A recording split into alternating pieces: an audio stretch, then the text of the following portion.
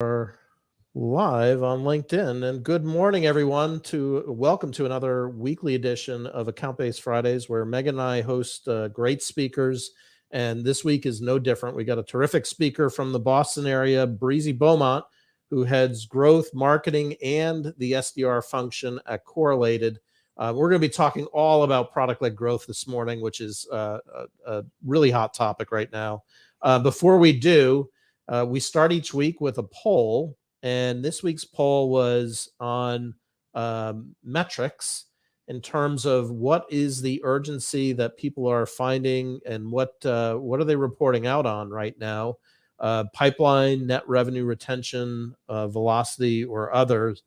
And it would be interesting. This is only a snapshot in time, right? If we had taken this perhaps earlier in the year or maybe last year, it would be interesting to see if this exact same question, how it would trend. But I would imagine that there's a lot more people interested in NRR. And what I've learned about NRR is there's a lot of flavors of NRR in terms of net revenue retention, in terms of how you measure it. But I would imagine, even though that number is at 30%, my gut feel tells me that there's going to be a lot more attention paid to that going forward here for the rest of the year. But Megan, I don't know, did you have any points of view on this particular poll? Well, I'm glad it's up to 30% because I think that marketing, I continue to beat the drum that marketing is an underutilized resource when it comes to customer engagement and retention. Even I've been spending a lot of time working on, different types of events. And one of the, just as an observation, right, many companies who put on these great signature events, you can make a direct line of correlation between attendance at those events and higher rates of renewal, things like that. So there's so much connection between the things that marketing does and customers' willingness to stay, but often it's by accident. It needs to be an intentional strategic perspective on post-sale engagement and expansion, and making sure that you are delivering on what you promised that customer and what they wanted in terms of impact, which, to me is actually a great sort of linkage to what Breezy's here to talk to us about. Because one of the things that I think is driving that 30% and up is the rise of product-led growth. Because it is so customer focused, and it's so about helping people get to impact faster, that I think it is teaching all of us that you need to pay attention to that or your growth will stall. And seeing companies that are so successful using that model is really, I think, a nice way to get people sort of tuned into the importance of customer impact and retention and expansion. But anyhow, Breezy, that is all to say, we are delighted you are here with us. Thank you so much for joining us today. And do you have any comments on our poll? Yeah, so I think if you look at many of the product-led growth companies out there, and we'll go backwards in a second here into some definitions and stuff, but if you look at many of the highest performing publicly traded product-led growth companies and you look at their NRR, you'll see that they are significantly higher than the average, even just comparing it to the SaaS index. And so if you look at the two, there's good reason for that. If you're starting a customer at a small amount, you are expanding them over and over and over again, and which is kind of like one of the pillars of product-led growth. Again, we'll go into more detail, but the quick reasoning is that there's all these expansions that happen in product-led, because you might even come in as a free user and kind of expand all the way up to an enterprise contract. And so that expansion, because the NRR equation, right, we're looking at expansion and churn as the primary things that could change the equation here. So lots of expansion, minimize churn, because people are only growing into the contract that they need. They're not being oversold a contract and kind of backing back out of it. So if you look at product-led growth companies, they're performing very well in NRR in most cases. And so I think that the financial markets, the investors, and the board have kind of gotten a hold of this, and that has been actually one of the drivers for product-led growth, and now also kind of like reversely driving up the need for a strong NRR metric. I love your thought about the definition side of things, and kind of building from that. And mentally, my background's not been product-led growth, so my mental model of product-led growth are companies like Zoom, SurveyMonkey, Calendly. I don't know if that's the right mental model or not, but how would you define a product-led growth motion or Like, what are you seeing there in terms of how companies are adopting that definition? Yeah. So I think there's definitely a couple different definitions out there, just like on how people feel, how strict you must have a definition to be considered doing ABM, even, for example. So in the same way that happens with product-led growth, but in general, my definition would be any company where you can go to their website and immediately get started with the product, whether that's a free trial, whether that's a free version, whether that's, you know, a dumbed down version of their product, something like that. But anywhere where you can go and immediately get started with the product. And then on the go-to-market side, what that means is that all teams are really focused on making sure that users are successful with the product. So it really puts the product at the core of everything that a company is doing. Yeah, I mean, I think I would relax that more, such that it can apply to any company. For us, we don't have a product-led growth model, but we are really intent on figuring out ways to get more people at the customer getting them exposed to the product. So even for companies that aren't going to execute free trials and that kind of thing, it is really important to have the customer in mind, and the idea of usage and familiarity with the product across more people at the install is really good for thinking about how you get to less churn, better stickiness, and expansion. Yeah, I definitely agree that's true. I think the distinction when you make it is if you're talking about companies that have a product-led growth go-to-market motion. And in that case, you have to have immediate access to the product somewhere. But I think you're 100% right, like hitting the nail on the head, in that companies who, even if they don't have that PLG go-to-market, should very much, not just could, but should very much be product-led in many other ways. Making sure that, you know, there are a bunch of, in every account that you have, there's a strong adoption rate, using that product usage data to then drive things like upsell and cross-sell and expansion, and to mitigate, you know, your churn risk as well. So there's definitely a good use case for a lot of folks, really any company. I mean, maybe leaning towards SaaS companies, just because many others might not. If you're on-prem, you might not have the data required there.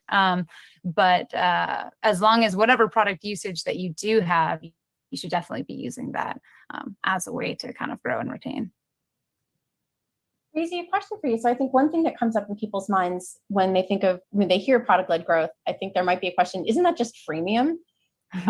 And I think there are some key differences, but I would love to get your thoughts on sort of compare and contrast PLG and freemium. Yeah, I would say, like, in the definition of a PLG company, a freemium is one of the types of PLG companies that you could have. But I think in people's minds, when they say, isn't PLG just freemium, there's a couple other sort of like blockers that are sort of happening, and maybe not realizing the implications of what a product-led go-to-market motion has internally at a company. So it's not as simple as it's just freemium, because look at, how does the marketing org function? How does the sales team work? How does the customer success team work? What are our different sources for product feedback, and how we're shaping our product roadmap with our engineers, and all of that good stuff it all has an effect on when you are a product-led company, or a freemium company, or a company with a free trial. So it's not quite as simple as just saying, you know, that it's just freemium. I think that, you know, your data, like, it really is going back to kind of the data that you're collecting. So instead of, you know, your revenue org primarily looking at, you know, your demographic and firmographic data, the things we traditionally look at in our CRM. Additionally, just as important as our CRM data that we see as kind of the holy grail today is that usage data, because otherwise it's impossible to have a good conversation, especially for like your sales team. If they're talking to a user who's currently using a product and just reaching out blankly saying, all right, you know, great to have you as a user. Like, do you want to upgrade? You got to have an actual conversation to be had there. Like, I saw you've created X amount of these inside of here. Looks like a couple of your folks are working together on this part. Let's unlock some value for you. Here's some other examples of what other people are doing. So the usage data is crucial in how you market, because you don't want to be sending a message that doesn't make sense to someone who's currently using your product, as well as in the sales process and in the customer success conversation. So the biggest differentiator is the data, and then how we act on that also changes. Just building on that. Oh, go ahead. I just wanted to make one comment. I think it's sort of amusing that we've got this term, that product-led growth, when as Breezy describes it, what I really think is that it's about the most user-centric growth approach that we've come up with. And yet, rather than calling it customer-centric growth, it's called product-centric or product-led, when it is really a great thing for users. Yes, we were having a conversation actually about this earlier, about the idea that it's, we take all these paths. We talk about account-based marketing as a way to get more specific and personalized and make that better for the user. And we talk about product-led growth as a way to customize how you're talking about things and understand where people are at. So it's better for the user.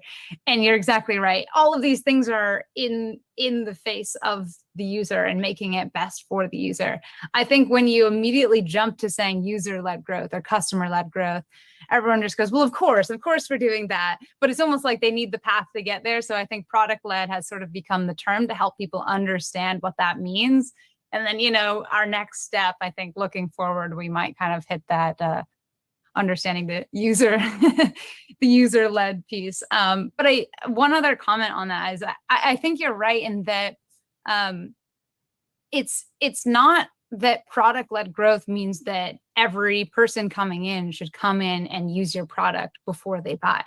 It's giving them the option to use the product before they buy, right? So it's really about what's best for the users. Has the prospect already purchased your product in the past and they're at a previous company? Now they're at a new company, they want to buy it. Do they really need to go down a however long sales process, or can they just go and start using the product immediately? And so it's about understanding kind of where the customer is. Do they want a demo? Do they want to start using the product? Do they want to start using the product and then have a demo, or vice versa? They have a demo or 2-3 demos, and then they say, great, like we want to use the product kind of as our POC, and then we'll purchase after that. So it's really sort of meeting the user where they're at. And giving them the option, really just getting out of the way, to be honest. Get out of the way. If we have the data to understand what they need and what they like, or even if they're just telling us what they need and what they like, then we need to open up those doors for them and not be blockers just because it's nice to have our process. Our process doesn't mean anything. What we're going for is revenue, and getting out of the way is probably going to be what leads us to that revenue. Yeah, I love that getting out of the way concept there.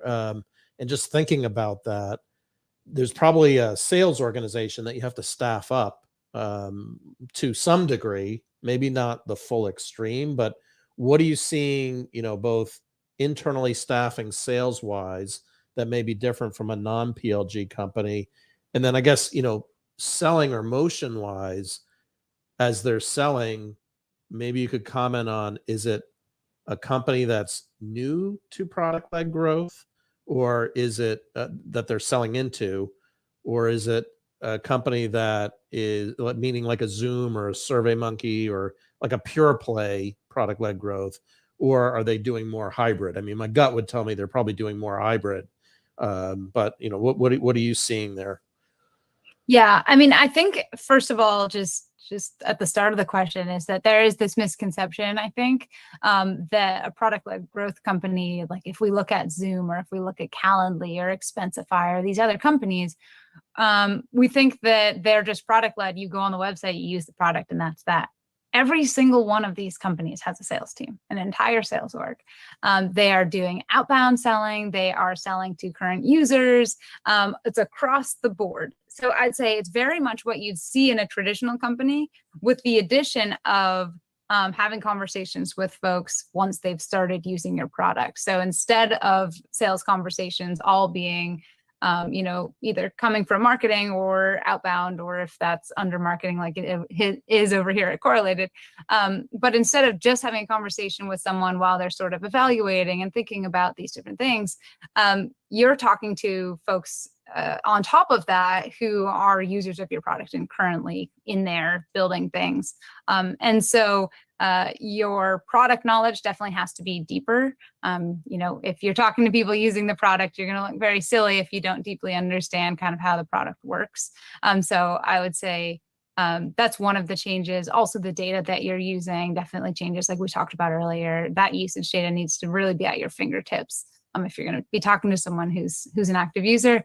But then if you kind of look like at the different roles that are in the org, the outbound org is definitely still there. Working with existing users is there. So that's kind of an additional piece. It's sort of, I like to think about it as like a hybrid between sales and CS. It is a sales role, but sort of with a CS approach in the role. And then, you have your traditional sellers as well, who are sort of helping to move things along, especially as you looked at mid-market to enterprise size contracts in a product-led company. Enterprise or mid-market companies still have processes internally that they need to follow, right? So you need to get through legal and security and all these different things. So there's definitely still sort of that traditional idea of like working the deal internally. That applies. One additional role that I've seen sort of come in is this idea of like a product advocate or a product specialist. And I think like referring to things as hybrids is the best way for us to place our brain based on what's been working in the past. So that role is almost like a hybrid between an SDR and CS.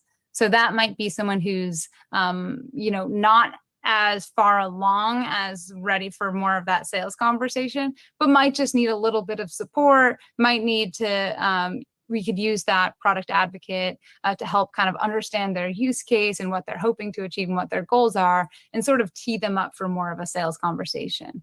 So the same way that they might do that in outbound, but again, with the customer success, customer service type of friendly language approach, and helping folks to get more out of your.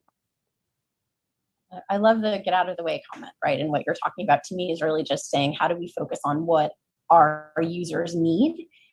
But then at the same time, you have to focus on the commercial realities of larger contract sizes and buying groups and all those things. But a question occurred to me, which is, I think marketers hearing about product-led growth, I know when I first started thinking about it, my head went here was, oh my gosh, this is like a whole other set of content that we need to build to really focus on.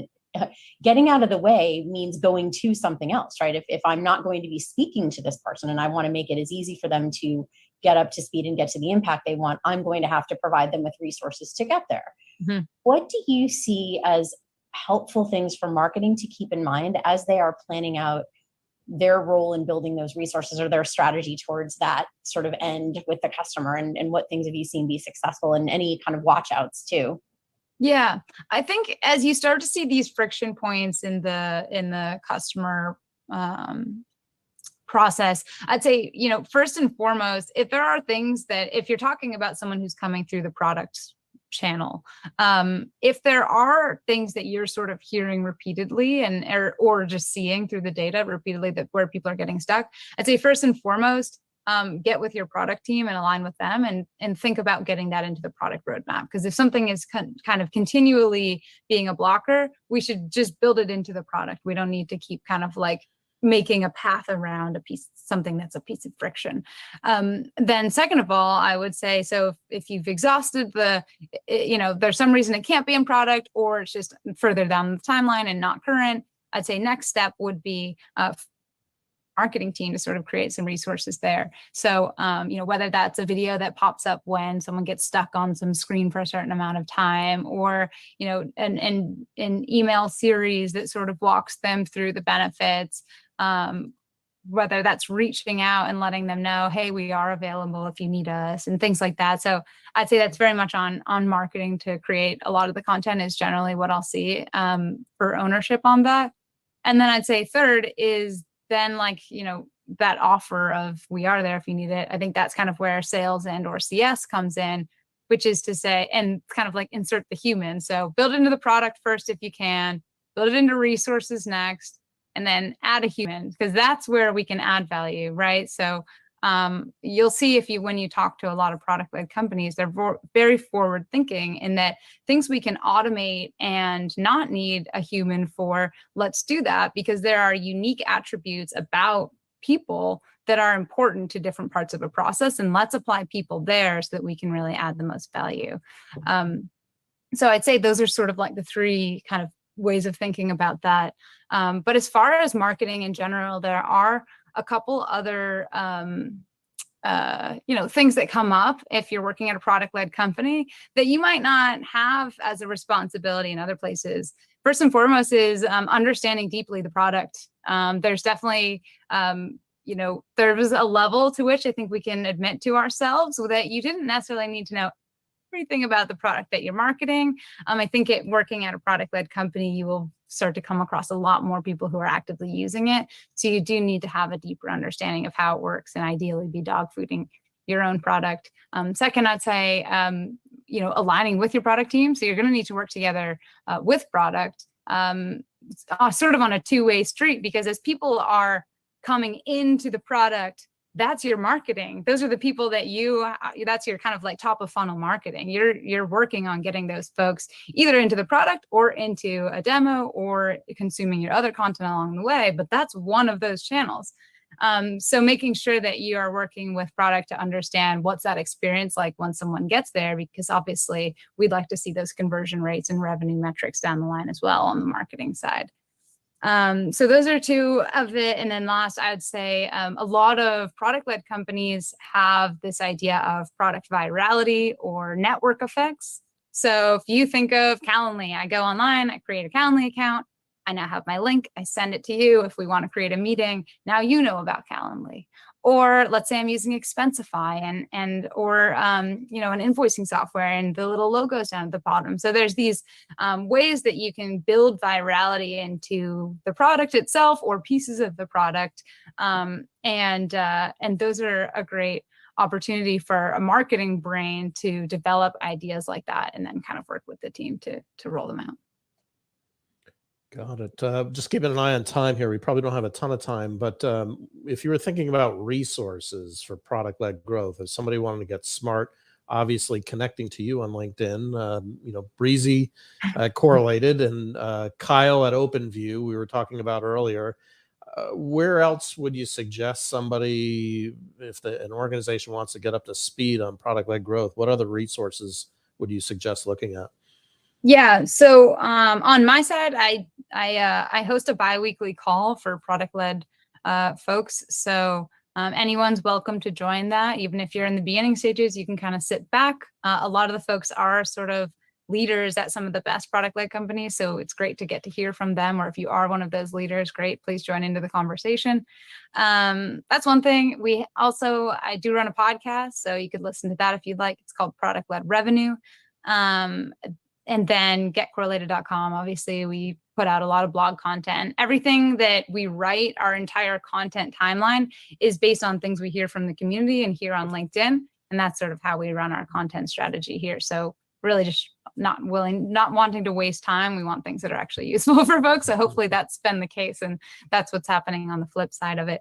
Other than that, yeah, OpenView is a great resource. There's a couple communities out there, Product-Led and the Product-Led Growth Hub. Those are two Slack communities that are great resources for folks. So, and so many others in the space on LinkedIn. So happy to make recommendations. I hope I got the link right. I just popped it in chat. Is that okay? Let me check it out. Yeah, and I put a link to the content from OpenView. I would say for free resources, their content is exceptional on PLG. I think it's really good, really comprehensive. You can get up to speed pretty quickly. They use lots of examples, which I love. I think that's a great way to learn. I added in one from my alma mater, Winning by Design, where they've got some really nice resources on thinking about the characteristics of different go-to-market models, which I think is really useful in this case to say, have I made the right choice for where I am and what my business needs, or have I chosen too many, which I think is super important. And I'll say too, this isn't just about SaaS products. I find any recurring revenue model can have some component of PLG. And, we were talking earlier about the fact that I work for a straight up services company, and we have a PLG option in the research councils that we offer as a way to sort of get involved before you make an investment and sort of see what it would be like to be in the community. And so I would encourage anyone to, if you're with a services organization, learn from this model and think about how you might apply it, because it can remove some of the friction from your sales process and help you to think differently about that journey that your customer is on and how best to reach them. But thank you. This is awesome, Breezy. Thank you so much for joining us. Yeah, of course. Thanks for having me on. Appreciate it. Yeah, excellent conversation this morning, Breezy. Really appreciate you making the time. And next week, Megan, is it, do we have your special guest, I think, joining us? Next week, oh my gosh, is that the flat-footed. first week of August? Yeah, time flat, or no, Yes. 29th. 29th. 29th is going to be Christine Polovacek. Yes. Right? Yes, Christine Polovacek. She was one of my former colleagues at Serious Decisions, led and grew our amazing content practice there. And she's really, I think, one of the foremost thinkers about how to structure your